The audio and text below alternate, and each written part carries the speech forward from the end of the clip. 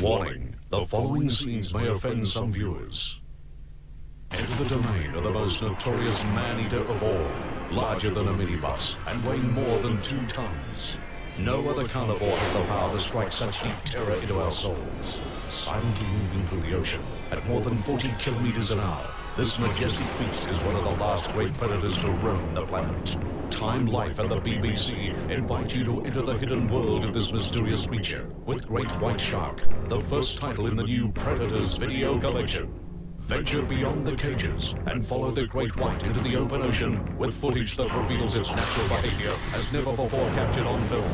Call 1-300-360-399 now to start your collection for only $14.95.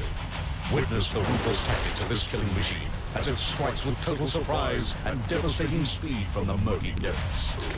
Pay by credit card and we'll send you a second video, Crocodile, absolutely free. See how these modern-day dinosaurs are still the most successful freshwater predators on the planet. Other titles in the series reveal how these shrewd hunters choose their prey, stalk their victims, and move in for the kill. There's no minimum to buy. Cancel anytime. Feel the fear of being hunted by nature's most vicious killers and learn that in the wild, only the strong survive. Call 1-300-360-399 now and start your Predators collection with Great White Shark for only $14.95. Pay by credit card and you'll also receive Crocodile absolutely free. That's almost $60 value for only $14.95. Call 1-300-360-399 now.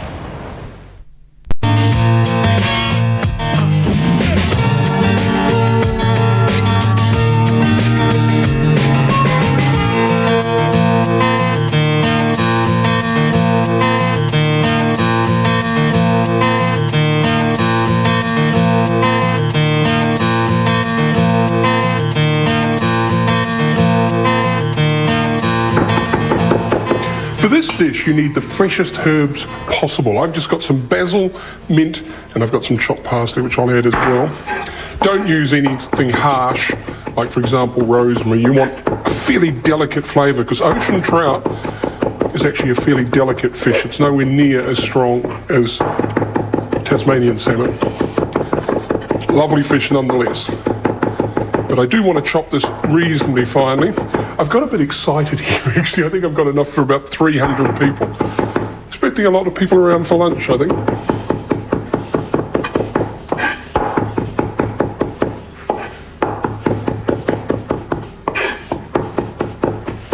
All right, so when that's nice and fine, just grab a bowl. Let me just put some of that in there.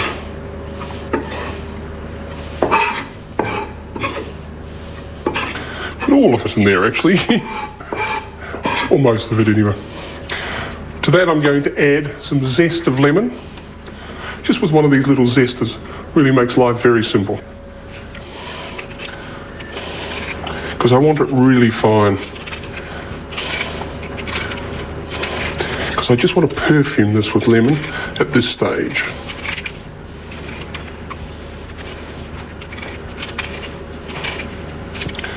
All right, so about half a lemon, I reckon. The zest, I mean. Then just mix that up and add some seasoning, freshly ground pepper and salt.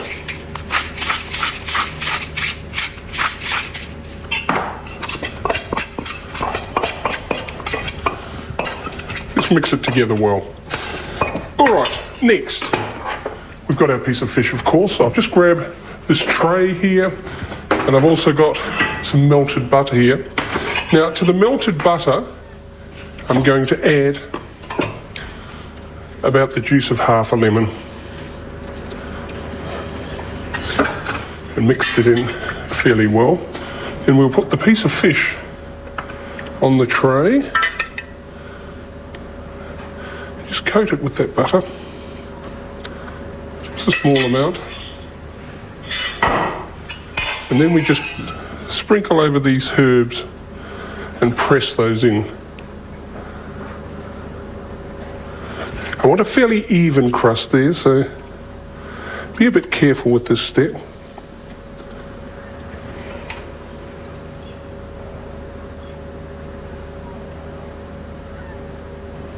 All right, just press that in really well. Maybe the smallest amount of butter around it, just to make sure that it doesn't catch on the bottom. And then we put it into a very hot oven. And when I say very hot, full bore. And at that temperature, with that reasonably thin piece of ocean trout, it should only take about 3 minutes. All right, so when that's almost ready, I've just got some beans which I'm just going to throw into boiling water. You could use snow peas, you could use any green veg.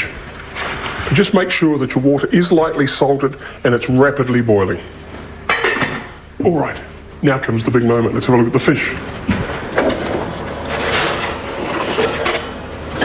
Oh, that looks good.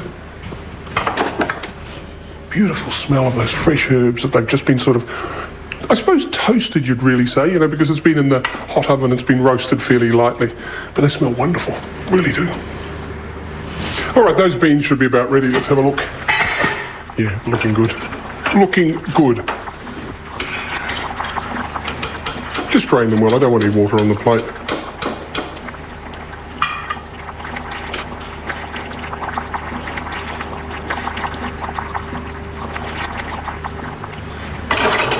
I'll just get rid of that pot for 2 seconds because I just want to put this lemon butter back on just to heat up a little. I think I better arrange this a little bit more neatly, don't you? I just dumped them on the plate and I was going to leave them like that. Doesn't have to be all neat and tidy, kids. It really doesn't. I mean, we're not talking about nouvelle cuisine there, but we do want it to be reasonably neat. So just careful with this because you put it in the oven, it could stick to the bottom. We don't want that to happen.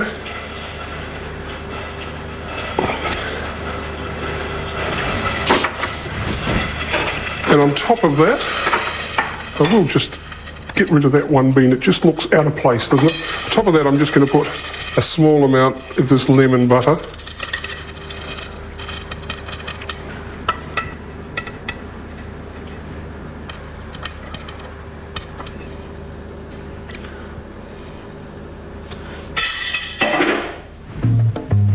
All right, that is a very light, very fresh dish.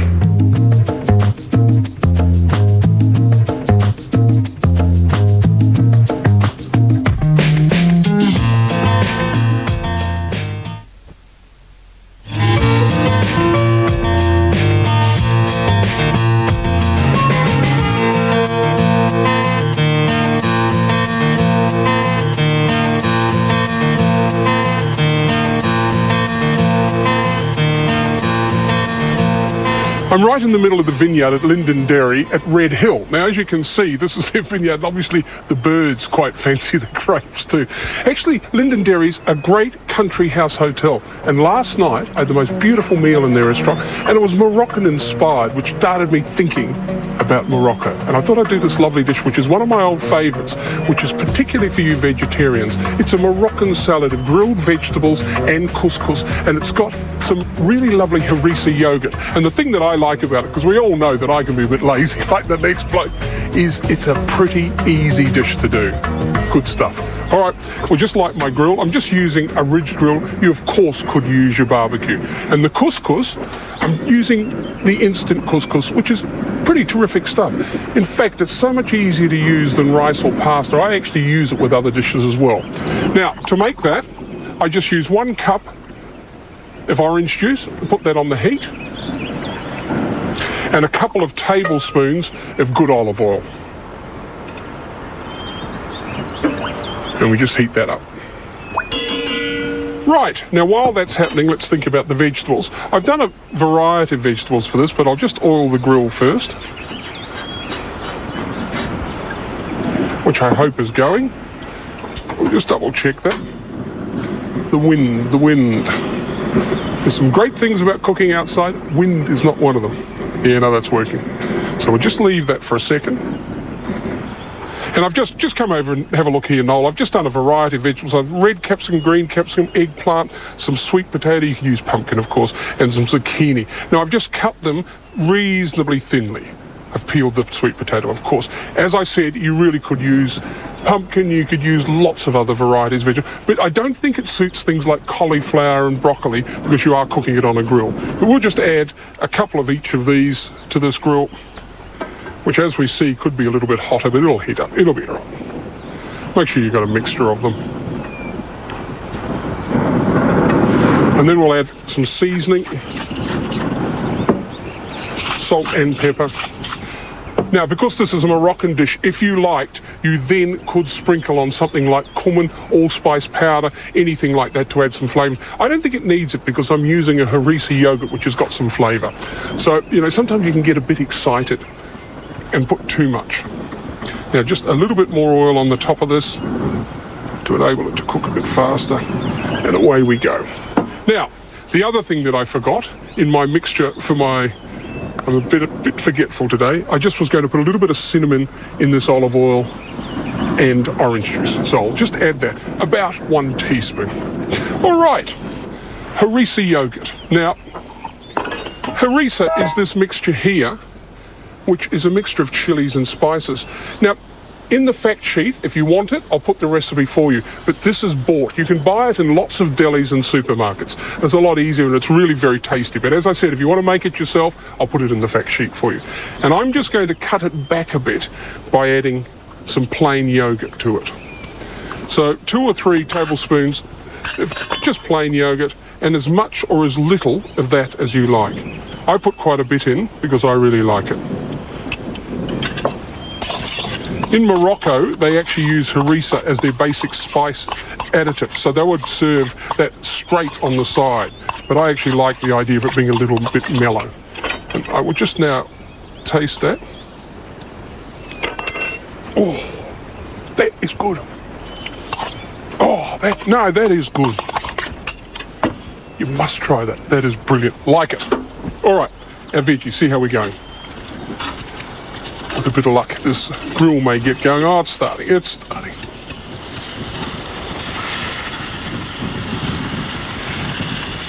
Certainly doesn't need any more oil. There's plenty of oil on that. But just keep turning these over, because I want them blistered a bit. And some grill marks on it would be nice as well.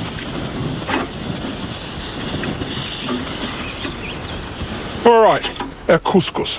I know I'm darting around a bit here, but, you know, excuse me for that. I'm trying to do 10 things at once. As soon as this comes to the boil, which is very, very close now, we then whiz it off. You shouldn't be watching that, Noel. You know that it will never boil when you're watching. My mother used to say that to me about the water, and it's true, isn't it? While you're watching it, it doesn't boil. But it's going to boil any second. Trust me. I'll just turn a couple of these things over.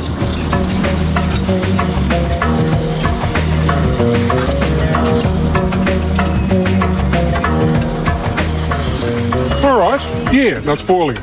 Finally. That was a 10-year plan, that. We'll just pour that onto exactly 1 cup of instant couscous. I think on the packet it's called couscous rapide, just to confuse everyone. And to that I will then add just some raisins or sultanas. Separate them, please. You don't want big lumps of them. Not too many. You know, about 1, 2, 3, 4, 11. Telling lies. Just whatever you feel like. Right, and just mix that in really well, and then just put that to the side. Right, let's see how our veggies are going. Looking all right. Yeah, they're starting to get some colour. All we need is the wind to die down for a few minutes, and everyone, including the vegetables, will be happy. But it is starting to get some colour, which is great. You know, I don't want them black, but I do want them to have a little bit of colour because I want them the flavour of that grill. Righty-ho. Now, our couscous is looking good. You could leave it for a couple of seconds more. If no, that's all right. And to that, I'm then going to add, excuse me, Noel, just for a second, smallest amount more of olive oil.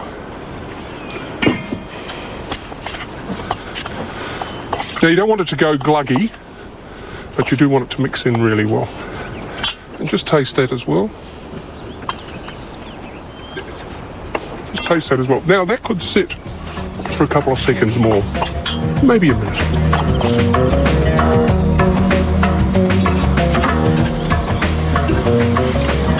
Now, they're looking good.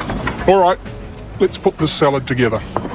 just in a nice bowl. It can be a deep one, it doesn't have to be a flat soup like this. We can put a mound of the couscous as the base. Just in a nice, reasonably even circle. It's a bit of a free-form salad, so we don't have to get excited with that. And I've just got some rocket here, which is, once again, I'm going to give some contrast to it, which we're just going to lay on the top of that.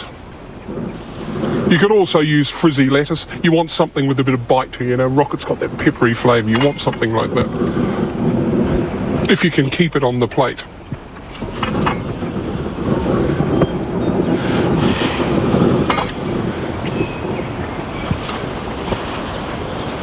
Just sort through it and make sure you get some nice leaves. So it's in the sun, it's dyed a bit, but also you need to take the end pieces off. Right, and then we'll sprinkle that with the smallest amount of olive oil just to liven it up a little. And on top of that, we're going to put a selection of these vegetables. So make sure you get the different varieties, don't put them all together. You can see I've got my little brown speckles that I kept talking about. Try and keep them on the pile though, Ian. They are hot, can I tell you? So it's not really a fingers job. That one doesn't want to stay there, does it? Alright, I'll change it. Make sure you've got a bit of a mound at the end, like that. And then, last but not least, we'll just sprinkle some of this lovely harissa yogurt over the top.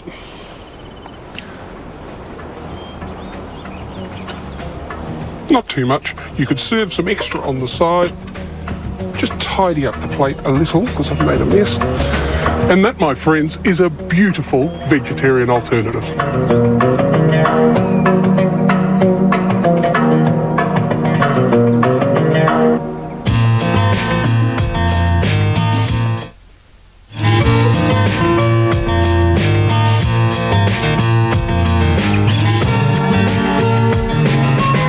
My friend Kate's mother always says, when life serves you lemons, make lemonade, and we're going to do just that today.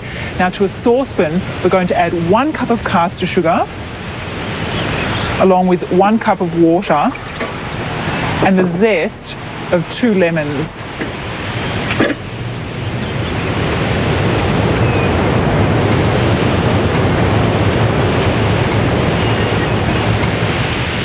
Now, I'd love to show you this really fantastic magic trick where I juggle 10 lemons, but I can't actually, so you're going to have to go and find somebody else to do that for you.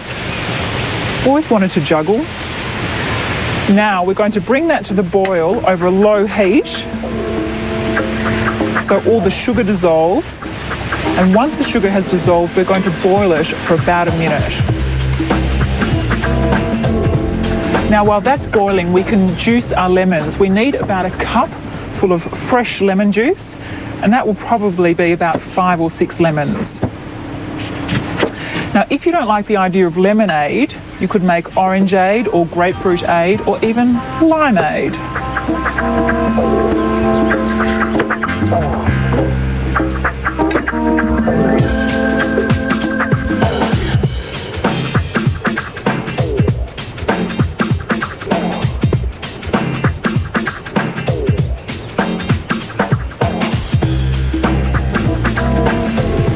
Now pour your lemon juice into a beautiful jug. That should be about a cup, along with a litre of cold water.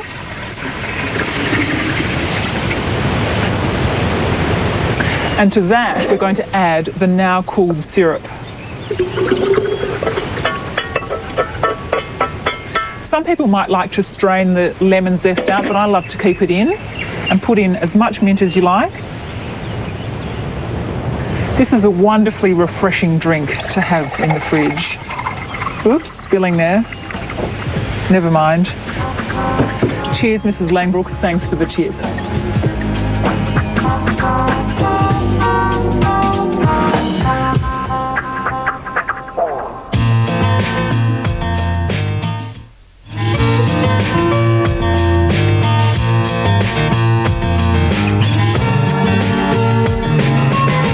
last time I was in Italy, one of the guests at luncheon ordered garlic bread. I must admit, I sneered a little. I was expecting that sort of slightly soggy stuff that we call a garlic bread. The host insisted it was real garlic bread. I'm going to try and recreate it because it was delicious. The first important thing is a good loaf of country bread, anything that's firm. And on a ridge grill or a barbecue, just paint it lightly with oil, but make sure it's pretty hot. If inside, make sure that your smoke alarm's turned off, and just plop that on the top. Now the garlic, forget this garlic butter, just some peeled cloves of garlic, cut them in half. You can get fancy designs if you like, you can shape it different ways. I don't think you really need to. So when it's nice and golden, just take it off. Now with the garlic, with the cut sides, now this is your exercise for the day. You rub it very vigorously over the bread. You can see the bits. You don't want to break it up, but you do it both sides. You see why it has to be a firm loaf. And then the smallest amount of really good olive oil over the top. And that, my friends, is true blue garlic bread. If you'd like any recipes from today's show or tomorrow's dish of the day ingredients, call 1902 211 963.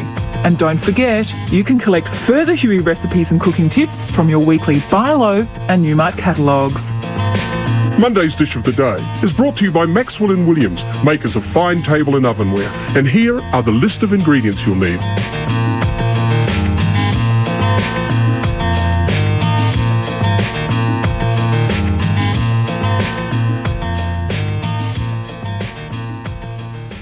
Well, I hope you enjoyed today's show just as much as we did. Bye for now.